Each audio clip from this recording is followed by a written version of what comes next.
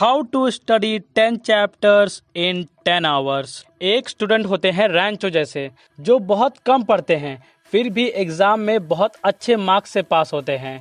और दूसरे स्टूडेंट होते हैं राजू जैसे, जो सुबह शाम साल के 365 दिन पढ़ने के बाद भी अच्छे मार्क्स नहीं ला पाते। अब ऐसा नहीं है कि भगवान ने रैंचो जैसे स्टूडेंट को कोई स्पेशल ब्रेन दिया है। नहीं भाई, भगवान ने ब्रेन सबको एक जैसा ही दिया है। बस रैंचो के पढ़ने का तरीका राजू से बिल्कुल अलग होता है और उन्हीं तरीकों को आज हम इस वीडियो में डिस्कस करेंगे। और ये तरीके खुद चाणक्य, डॉक्टर बाबा साहेब अम्बेडकर, सुंदर पिचाई, डॉक्टर विकास दिव्यकृति, खान सर, अवध ओझा सर जैसे लोगों ने खुद इस्तेमाल की है और हमें बताया है।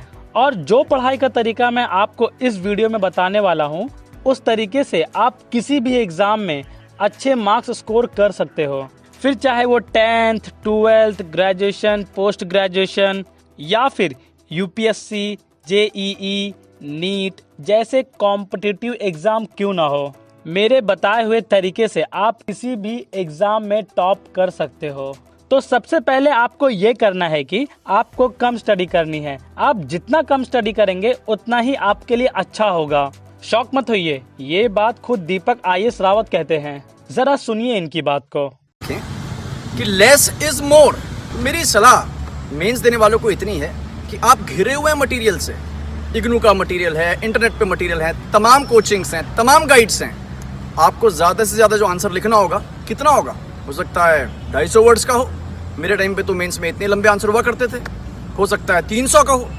इतना सब कुछ पढ़ के आपको एक अच्छा content, rich in facts, very reasonable और सिंपल आंसर लिखना है। ये आप कब लिख पाएंगे?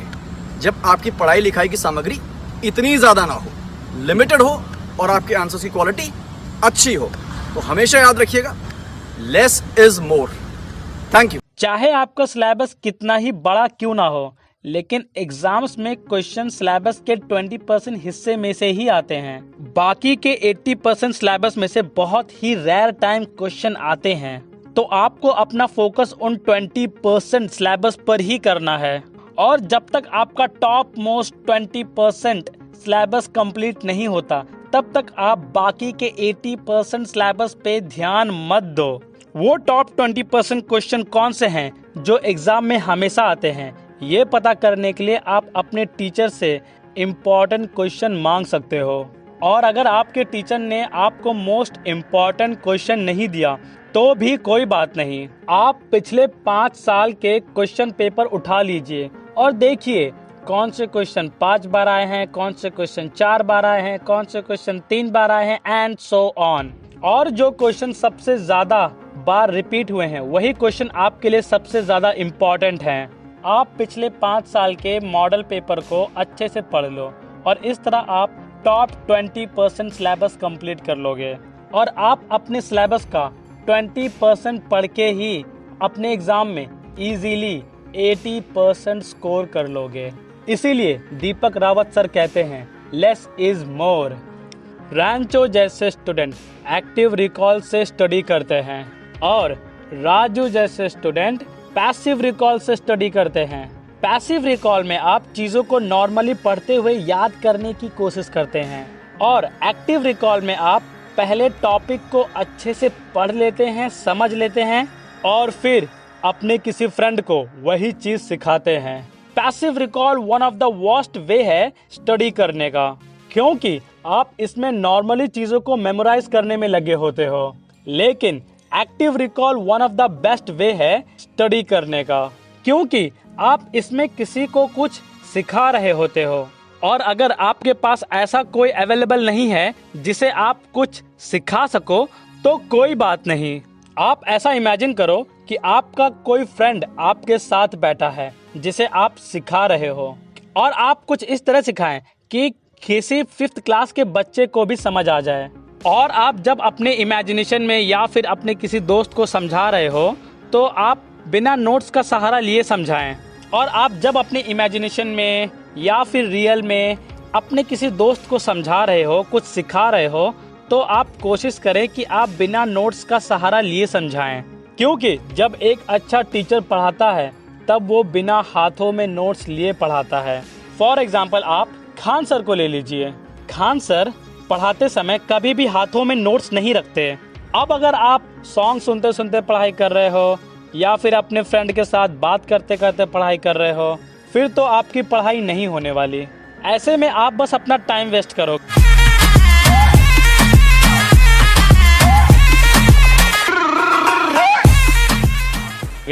आपको फुल फोकस्ड होके ही पढ़ना होगा। नाउ आई नो स्टार्टिंग में फुल फोकस्ड होकर पढ़ना इतना इजी नहीं होगा आपके लिए, इसलिए आप ये कर सकते हो कि 30 मिनट फुल फोकस्ड के साथ स्टडी करें और फिर 5 मिनट का ब्रेक लें। लेकिन इससे पहले आप 30 मिनट का स्टडी करने बैठें, आप अपने अंदर का भूख, नींद, वॉशरूम की तलब और भी कई सारी चीज़ें, इन सबको ख़त्म कर दें और फिर 30 मिनट स्टडी करने के लिए बैठें। तो इस तरह धीरे धीरे आप अपने फोकसिंग करने के घंटों को 30 मिनट से 1 घंटा, 1 घंटे से 2 घंटा तक भी इंक्रीज कर सकते हो।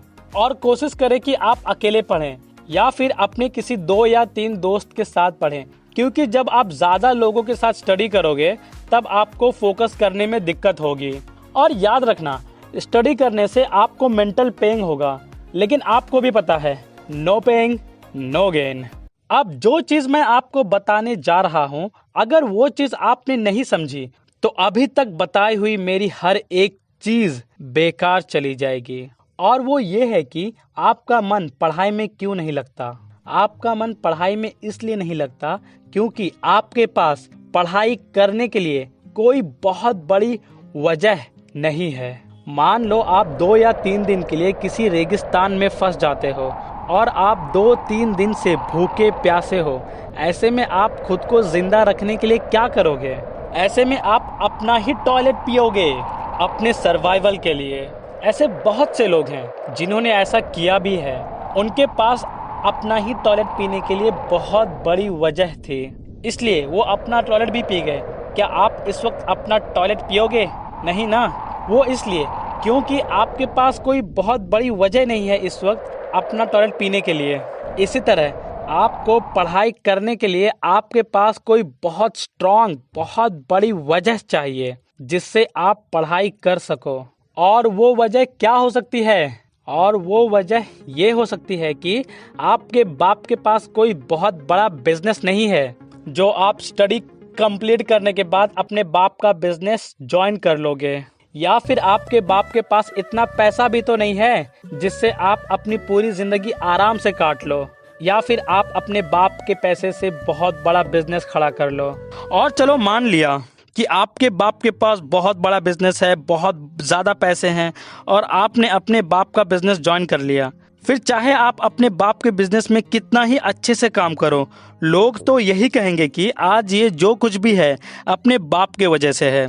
और अगर आप ये कहते हो कि पढ़ाई करने की ज़रूरत नहीं है क्योंकि आप खुद का बिजनेस करोगे, तो फिर बात यहाँ ये है कि अगर आपने अपने स्टूडेंट लाइफ में 100% देना नहीं सीखा तो फिर इस बात की क्या गारंटी है कि आप अपने बिजनेस में अपना 100% दे दोगे। और अगर आप बिजनेस के वजह से अपनी स्टडी छोड़ दी तो इस बात की क्या गारंटी है कि कल किसी और चीज़ के लिए आप अपने बिजनेस को नहीं छोड़ोगे। तो आप इस वक्त स्टूडेंट हो और स्टूडेंट होने के नाते आपका एम यही होना चाहिए कि आपको अपने दम पे अपने लाइफ में कुछ करके दिखाना चाहिए। जब आप अपने स्टडी में 100% देना सीख जाओगे तो फिर आप अपने जॉब और बिजनेस में भी 100% दे पाओगे। तो आपकी पढ़ने की वजह यही है कि आपको अपने दम पे अपने लाइफ में कुछ कर दिखाना है। अब अगर आपको पढ़ने से कोई चीज़ रोकेगी तो वो है आपकी bad habits like smoking, drinking. इन हैबिट्स से आप मेंटली और फिजिकली फिट नहीं रहोगे। So you need to quit this habit right now. You also need to quit social media. आप किसी भी कॉम्पिटिटिव एग्जाम के टॉपर को देख लो, उन सब में आपको एक चीज़ कॉमन मिलेगी और वो है quitting social media. If you are a student right now, then social media is a waste of time for you and also a waste of energy. Social media से सिर्फ 2 लोगों का फायदा होता है, एक है उनके ओनर्स, दूसरे हैं बिजनेसमैन। बिजनेसमैन इसलिए क्योंकि बिजनेसमैन अपने बिजनेस का ऐड चलाते हैं सोशल मीडिया पर। और एक चीज सैक्रिफाइस करनी होगी आपको, और वो है आपकी नींद। सोने में बहुत प्लेजर मिलता है और प्लेजर वाली हर चीज आपको सैक्रिफाइस करना होगा। पढ़ाई से पेन होगा, दर्द होगा, लेकिन यही पढ़ाई आपको दुनिया के सामने एक काबिल इंसान बनाएगी। स्लीपिंग और ड्रिंकिंग के अलावा एक बहुत बड़ा डिस्ट्रैक्शन होता है स्टूडेंट की लाइफ में, जिसके बारे में कोई बात नहीं करना चाहता, और वो है सेक्स। सेक्सुअल डिजायर एक ऐसा चीज है जिसे रोका नहीं जा सकता। आप कितना ही कोशिश कर लो, सेक्सुअल डिजायर को नहीं रोक सकते, लेकिन आप सेक्सुअल डिजायर की डायरेक्शन को चेंज कर सकते हो। अपने इस सेक्सुअल एनर्जी को आप अपना गोल अचीव करने में इस्तेमाल कर सकते हो। आप वर्ल्ड के किसी भी सक्सेसफुल इंसान को ले लीजिए, उन सब में आपको एक चीज कॉमन मिलेगी, और वो है उनके अंदर सेक्सुअल पावर बहुत ज्यादा होती है। लेकिन वो लोग अपने सेक्सुअल एनर्जी को हैंड प्रैक्टिस और सेक्स करने में वेस्ट नहीं करते। वो लोग अपने सेक्सुअल एनर्जी को सक्सेसफुल होने में इस्तेमाल करते हैं। नाउ अब आपको करना ये है कि जो भी आपका गोल है, किसी अच्छे कॉलेज में एडमिशन लेना या फिर कोई अच्छी जॉब लेना, तो उस जॉब और कॉलेज की बड़ी सी तस्वीर अपने घर की दीवार पे या फिर अपने कमरे की दीवार पे टांग दो, जिससे आपको आपका गोल याद आता रहेगा और आप अपने गोल की तरफ कंटिन्यू काम करते रहोगे। अगर आप अपने ड्रीम जॉब की बड़ी सी तस्वीर नहीं लगाओगे तो शायद आप अपना गोल भूल जाओगे, और जब आप भूल जाओगे तब आप अचीव भी नहीं कर पाओगे। नाउ अब अगर आप स्टूडेंट हो तो आपके लिए मॉर्निंग रूटीन बहुत इम्पॉर्टेंट है। बेस्ट मॉर्निंग रूटीन जानने के लिए इस वीडियो पे क्लिक करो और जान लो।